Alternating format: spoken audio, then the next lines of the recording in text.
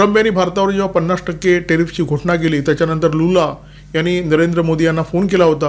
या दोन्ही नेत्यांनी सविस्तर चर्चा केली.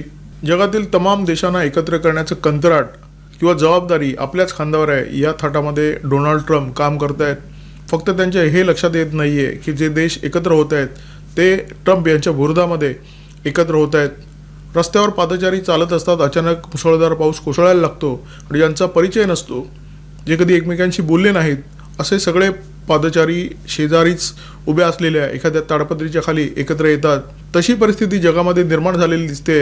आणि हा जो मुसळधार कोसळणारा पाऊस आहे तो ट्रम्प यांच्या टेरिफ धोरणाचा पाऊस आहे. आपल्या टेरिफ नीतीमुळे डोनाल्ड ट्रम्प यांनी सगळ्या जगाशी पंगा घेतलेला दिसतो. टेरिफच्या मुद्द्यावरून त्यांचा अनेक देशांशी बिनसलेला आहे, परंतु जगातल्या इतर देशांशी त्यांचा जो पंगा सुरू आहे आणि भारताच्या सोबत जे काही सुरू आहे ते थोडं वेगळ्या प्रकारचं आहे. भारताशी जो पंगा आहे त्याच्यामध्ये टेरिफ तर आहेच, व्यापार तर आहेच, त्यांचे वैयक्तिक हेवे द्यावे आहेत, मान अपमान आहे, अहंकार आहे, परंतु तिथेही प्रकरण थांबत नाही आहे. त्याच्या पलीकडे सुद्धा काहीतरी असावं अशी दाट शंका येऊ लागलेली आहे.